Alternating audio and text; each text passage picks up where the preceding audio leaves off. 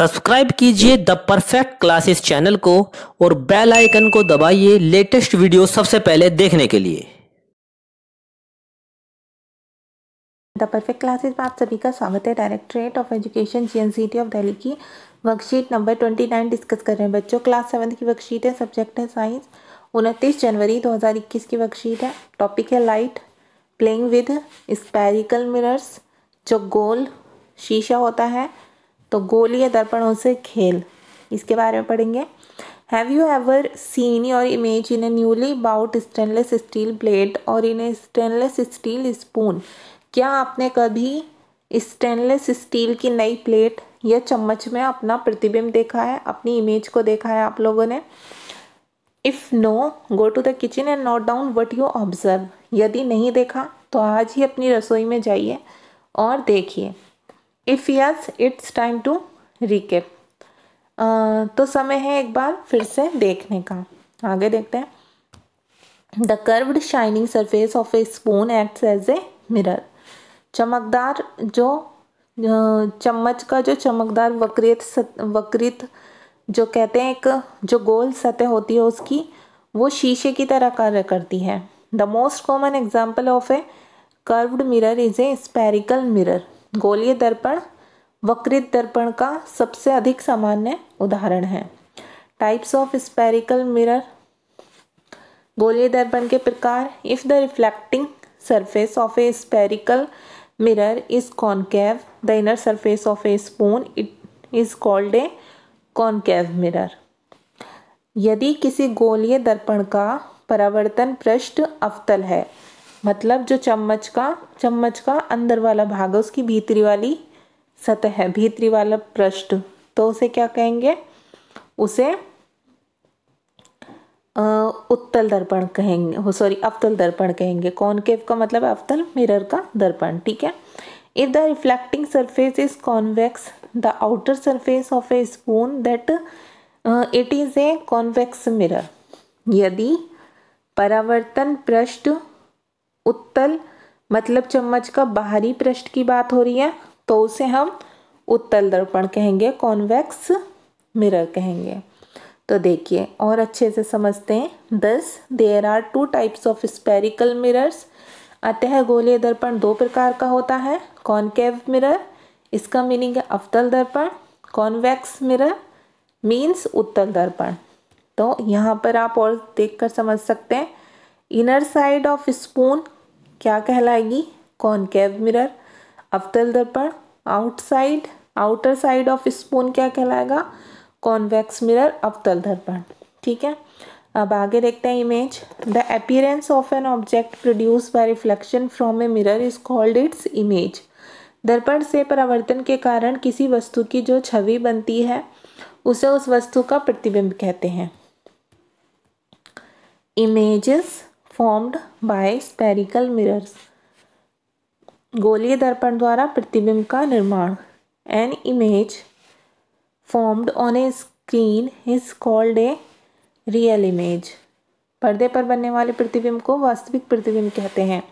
The image formed by a plane mirror cannot be obtained on a screen. समतल दर्पण द्वारा बने प्रतिबिंब को पर्दे पर प्राप्त नहीं किया जा सकता। Such an image is called a virtual image. इस प्रकार का प्रतिबिंब आभासी प्रतिबिंब कहलाता है। अब फर्स्ट है इसमें, the image formed by a concave mirror can be smaller और larger in size than the object. The image may also be real और वर्चुअल। अवतल दर्पण द्वारा जो प्रतिबिंब बनता है उसके प्रतिबिंब आकार में वस्तु कैसी दिख सकती है? छोटी या बड़ी दिख सकती है। प्रतिबिंब वास्तविक भी हो सकता है अथवा आभासी भी हो सकता है। अब इसे देखते हैं। कॉन्वेक्स मिरर, उत्तल दर्पण।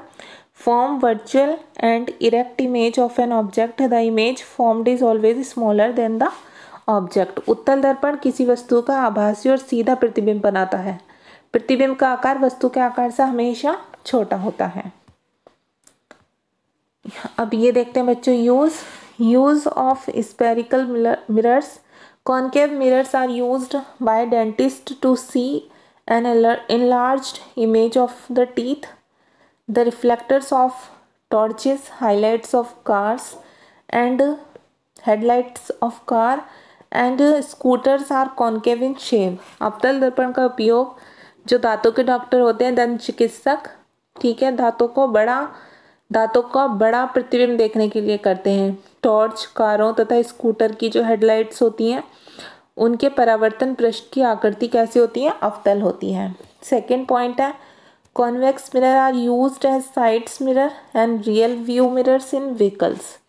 उत्तल दर्पण का उपयोग गाड़ियों के जो साइड में मिरर लगे होते हैं और जो पीछे की साइड उनके पीछे की तरफ जो मिरर्स होते हैं उसके रूप में होता है। ठीक है, अब क्वेश्चन देखते हैं। Which surface of a stainless steel spoon acts as concave mirror and convex mirror. तो आप बस इतना भी लिख दिए, आप इतना लिखना चाहें तो ये पूरा लिख सकते हैं, ठीक है, थोड़ा डीपली, अदरवाइज मैं बताऊंगी शॉर्ट में कैसे लिखना है। If the reflecting surface of a spherical mirror is convex the inner surface of a spoon is called a convex mirror. ठीक है, ये यदि किसी गोलीय दर्पण का जो परावर्तन है पृष्ठ अवतल है, मतलब चम्मच का भीतरी पृष्ठ है, तो ये अवतल दर्पण कहलाता है। If the reflecting surface is convex the outer surface of a spoon then it is a convex mirror. यदि परावर्तन पृष्ठ उत्तल चम्मच का बाहरी पृष्ठ है तो ये उत्तल दर्पण कहलाता है। अगर आप शॉर्ट में लिखना चाहें तो आप लिख सकते हैं कि